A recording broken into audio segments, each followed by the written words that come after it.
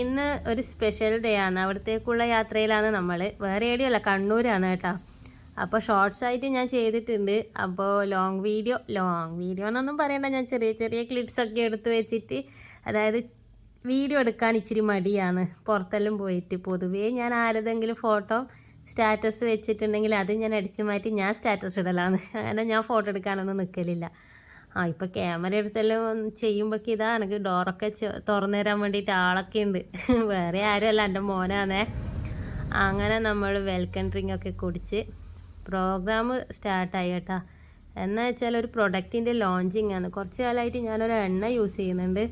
അപ്പോൾ അതിന് ഇത്രയും കാലം ഒരു പേരില്ലേനു. അപ്പോൾ പേരിടൽ ചടങ്ങിന് നമ്മളീ ക്ഷണിച്ചിന്. അങ്ങനെ നമ്മൾ പോയതാണ്.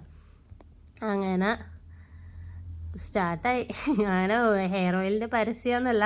ഹെയർ ഓയിൽ എല്ലാം പറയുമ്പോൾ എല്ലാവരും വിചാരിക്കും ഒരുപാട് മുടിയുണ്ട്, അങ്ങനെ അതൊന്നുമല്ല.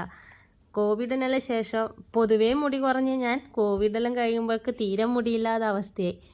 അപ്പോൾ ആ കാര്യങ്ങൾ ഞാനിവിടെ വ്യക്തമായി പറയുന്നുണ്ട്. അതായത് നമ്മളെ എക്സ്പീരിയൻസ് പറയാൻ വേണ്ടിയിട്ട്. അതായത് പാട് മുടിയുണ്ടോ, അതായത് എൻ്റെ മുടി കണ്ടാൽ പറയാം അയ്യേ ഈ മുടിക്ക് വേണ്ടിയിട്ടാണ് ഇത്രയും പറയുന്നത്. പക്ഷെ എൻ്റെ അവസ്ഥ, അതായത് എല്ലാവർക്കും ഒരുപാട് മുടി ഉണ്ടാവണമെന്നില്ലല്ലോ. ഈ മുടിയില്ലായ്മ ഒരു വല്ലാതെ വേദന. അതാ ഞാനിങ്ങനെ പറഞ്ഞുകൊണ്ടിരിക്കുന്നത്. അപ്പൊ എവിടെ പോയി വന്നാലും ഭയങ്കര വിഷമാണ്. ക്രാബിന്റെ ക്ലിപ്പിട്ടിട്ടാ പോവാ ഞാൻ.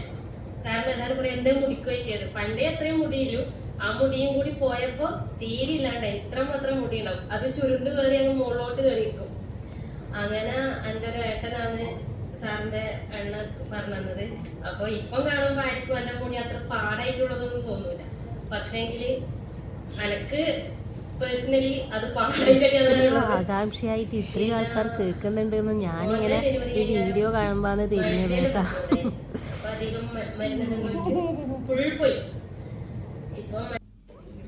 അങ്ങനെ അത് കഴിഞ്ഞിട്ട് വീണ്ടും എന്നോട് ചോദിച്ചു എന്നാണ് എങ്ങനെയാണ് എന്നല്ലോ. അതെല്ലാം കഴിഞ്ഞ് നമ്മൾ ഫുഡൊക്കെ കഴിച്ച് പിന്നെ വരുന്ന വഴി എൻ്റെ വീടാണ്, അവിടത്തേക്ക് പോയി. അപ്പം വീട്ടിൻ്റെ അടുത്തൊരു കുടിയിൽ